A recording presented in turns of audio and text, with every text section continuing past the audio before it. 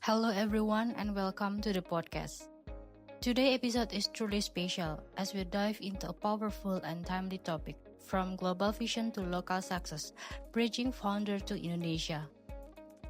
An increasingly interconnected world, many founders have both global vision, idea that transcends border, culture, and market, but turning that vision into real, sustainable success in a local context like Indonesia is not always a straightforward journey.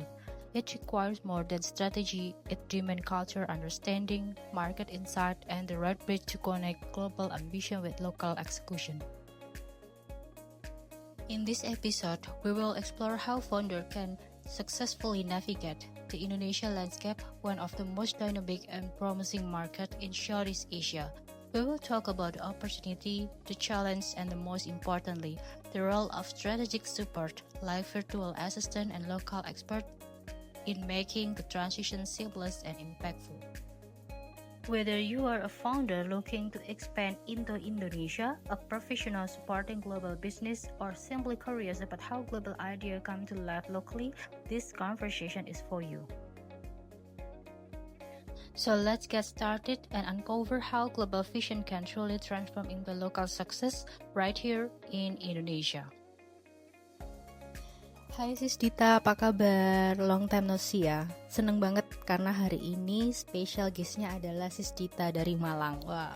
Dan pokoknya wanita satu ini benar-benar narasumber yang paling sibuk deh kayaknya dari sekian banyak narsum. Karena dia punya segudang aktivitas nih dari pagi sampai malam kesibukannya. Aktivis, saking aktivisnya ya. Pagi-pagi sudah ditanyai jadi, Sis gimana ini? Bisa nggak jadi narsumku untuk podcastku kali ini, dan ternyata bersedia. Terima kasih banyak meluangkan waktunya untuk hadir di podcastku kali ini. Oke, aku mau tanya sedikit terkait kesibukan aktivitasnya saat ini apa dan sedang mengerjakan project apa kemarin di virtual assistant-nya. Halo Sisana, terima kasih banyak ya atas undangannya. Jujur ini sebuah kehormatan dan kebanggaan buat aku bisa jadi narasumber di podcast yang menurut aku sangat-sangat insightful gitu loh. Dan bener banget, kita lama gak ketemu dan terakhir ketemu itu kayaknya di Big Gathering kemarin kan ya. Dan bener juga, kalau dibilang sibuk kayaknya kegiatanku itu memang gak habis-habis loh. Dan saat ini aku menjalani beberapa peran sekaligus. Ya seperti biasalah, aku ini juga seorang ibu rumah tangga. Terus aku ini juga istri dari sekretaris desa, atau kalau di desa itu namanya Pak Cari gitu. Terus aku juga aktif sebagai pengurus inti PKK, tepatnya sebagai sekretaris. Terus aku juga sebagai kader kesehatan yang biasanya ngurusin posyandu. Terus aku juga koordinator kader pembangunan manusia di tingkat desa gitu. Nah, sempat ya aku jadi fasilitator juga untuk program penanganan anak stunting di tingkat kecamatan. Nah, selain itu, aku juga sebagai virtual assistant yang membantu founder terutama dari luar negeri untuk ekspansi ke Indonesia. Nah, saat ini aku juga sedang dalam proses onboarding dengan calon klien dari Qatar. Kemudian untuk proyek yang sebelumnya, aku tuh membantu klien dari Rusia yang ingin membuka online course di Indonesia. Peranku di sana adalah membantu riset market, termasuk outreach ke para seller dan e-commerce spesialis di Indonesia untuk diajak diskusi langsung dengan klien. Gitu, sis.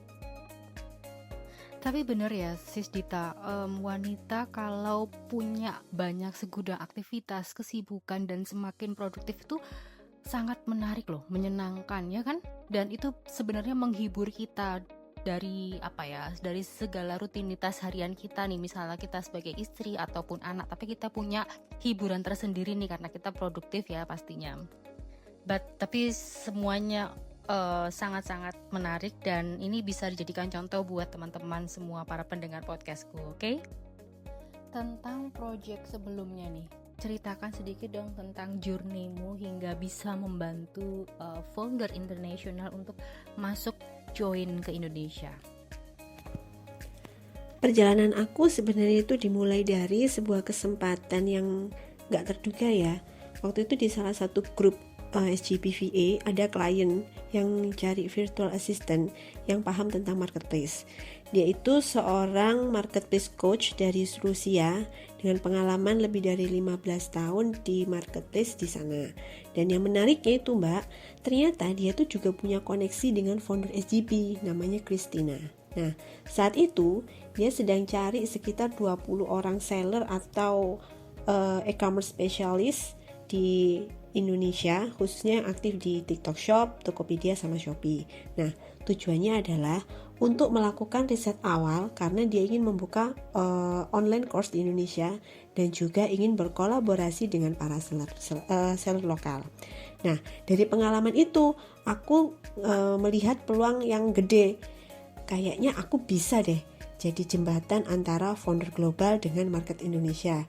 Bukan hanya dari sisi operasional, tapi aku juga membantu mereka memahami bagaimana market di sini sebenarnya bekerja gitu.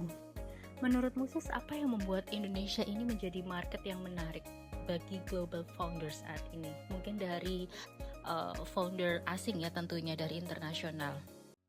Indonesia itu market yang sangat besar dan terus berkembang. Kita punya populasi yang gede banget, digital adoption yang tinggi, dan behavior konsumen yang sangat dinamis. Tapi yang menarik, Indonesia itu bukan hanya satu market, tapi banyak layer market. Jadi untuk founder global ini peluang gede banget, tapi juga perlu strategi yang tepat. Kapan kamu mulai melihat sebuah peluang nih sebagai jembatan antara founder global dan market di Indonesia?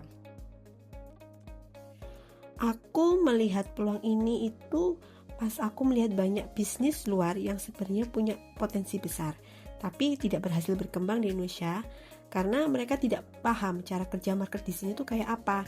Nah, dari situ tuh aku sadar gapnya tuh bukan di produk tapi di adaptasi, dan itu yang membuat peran bridge itu jadi sangat penting.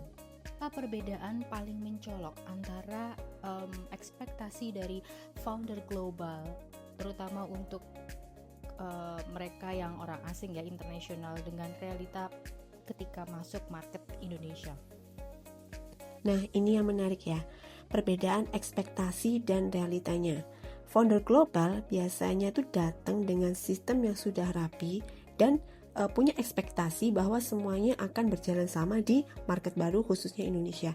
Tapi di Indonesia tuh banyak hal yang lebih fleksibel, lebih relationship based, dan tidak terlalu bisa diprediksi. Jadi perbedaannya itu cukup besar banget di cara menjalankan bisnis, bukan hanya di produknya. Kesalahan umum apa yang sering dilakukan founder asing saat pertama kali mereka masuk ke Indonesia? Kesalahan umum. Jadi kesalahan umum yang paling sering itu adalah langsung jualan tanpa memahami market. Nah, mereka itu fokus pada produk dan strategi global, tapi belum paham ya memahami behavior lokalnya tuh kayak gimana. Akhirnya mereka merasa market itu sulit, padahal sebenarnya mereka belum connect aja sih dengan market tersebut. Seberapa penting untuk memahami budaya lokal dalam strategi ekspansi bisnis? Tentunya ketika mereka para founder internasional ingin membuka atau membuka market di Indonesia, kan tentunya pasti mereka harus tahu nih tentang culture budaya kita, tentang bagaimana sih sistem kerjanya di Indonesia, dan pastinya bagaimana nih customer yang ada di Indonesia. Nah, salah satu hal yang sangat penting tuh karena di Indonesia tuh keputusan pembelian itu tidak hanya berdasarkan logika aja, tapi juga ada pakai perasaan dan trust. Kalau kita nggak bisa paham budaya ya, itu kita bisa kalian connection dengan audience. Ada nggak sih contoh kasus case yang terkait ketika strategi global itu harus diadaptasi total di Indonesia? Ada nggak? Kasih contoh-contoh dikit lah. Contoh adaptasi, jadi gini, misalnya ada bisnis yang di market global itu fokus sama direct selling, tapi di Indonesia pendekatan seperti itu tuh kadang terlalu agresif. Nah, jadi strategi yang harus diubah tuh harus lebih soft, lebih edukatif, dan lebih bisa membangun trust dulu gitu. Menurutmu Sis Dita, apa langkah pertama yang harus benar-benar diketahui dilakukan oleh seorang founder ketika dia masuk untuk ekspansi ke Indonesia?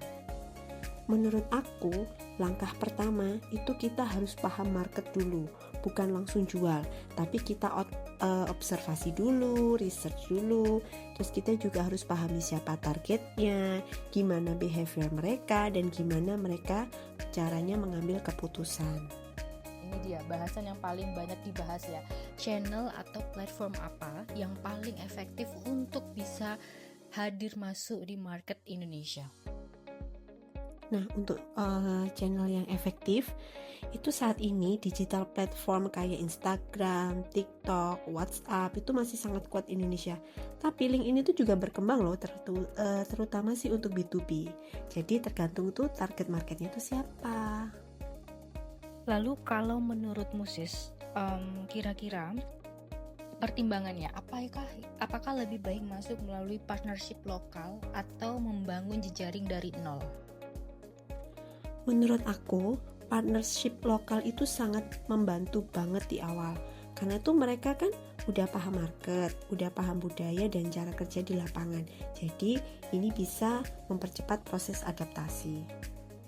Bagaimana cara menemukan product market fit di Indonesia?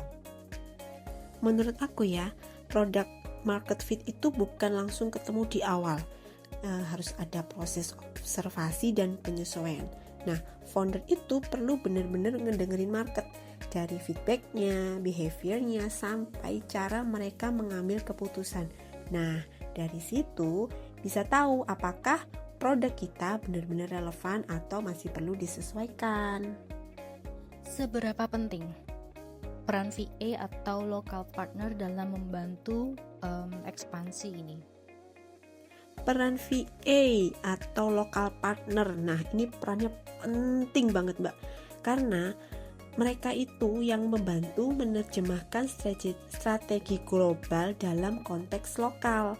Kadang ya, bukan hanya soal bahasa, tapi cara berkomunikasi, cara pendekatan, bahkan cara membangun trust itu VA itu atau local partner itu tuh sangat penting.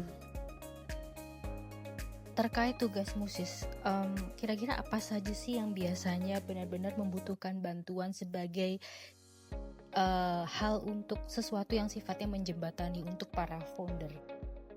Nah, ini aku suka, ini aku banget ya. Jadi peranku sebagai bridge itu adalah aku membantu di beberapa hal seperti riset market, mencari koneksi lokal, membantu komunikasi, dan juga membantu founder memahami bagaimana market Indonesia bekerja. Jadi bukan hanya support operasional tapi juga membantu mereka mengambil keputusan yang lebih tepat. Ini harusnya gini ya, ini harusnya gini ya, bisa dikerjain nggak ya di Indonesia kayak gitu. Bagaimana ketika kamu bisa membangun sebuah kepercayaan antara founder global dan market lokal? Nah, kalau membangun trust itu bahasan yang cukup menarik ya. Jadi, trust itu dibangun dari konsistensi dan pemahaman. Founder itu perlu menunjukkan bahwa mereka tuh datang bukan hanya untuk jualan, tapi benar-benar paham dan menghargai market lokal.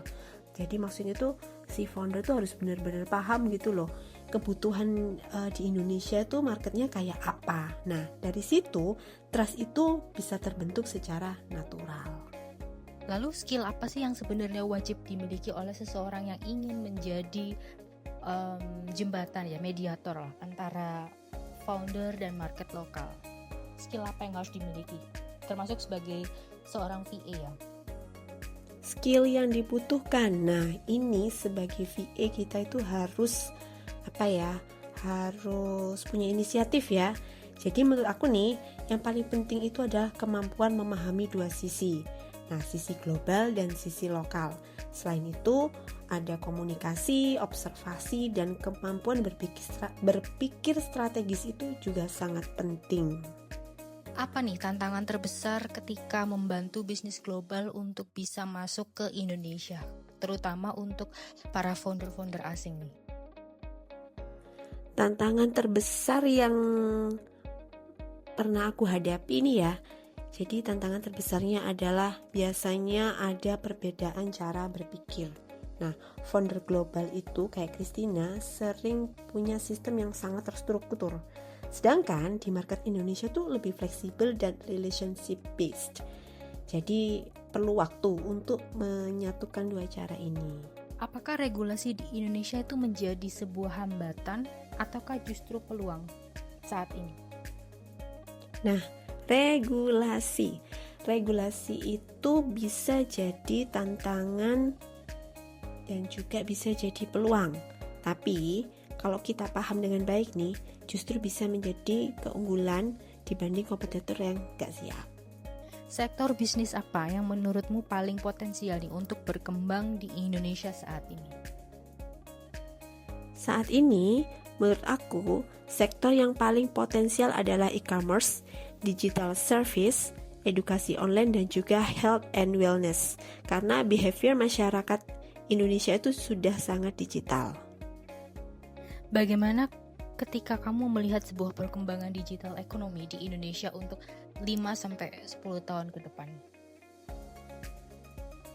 Digital ekonomi, kalau aku lihat ya, dalam 10 tahun ke depan, digital ekonomi di Indonesia akan terus berkembang sangat pesat. Tapi yang akan menang itu bukan yang cepat, tapi yang paling bisa memahami market dengan baik. It's the winner. Apa satu advice yang paling penting nih untuk founder global yang ingin ekspansi ke Indonesia? Advice for global founder.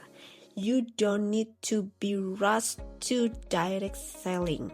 Spare your time to understand the market first, because your success in new market is not talk about the product, but it's about we adapt.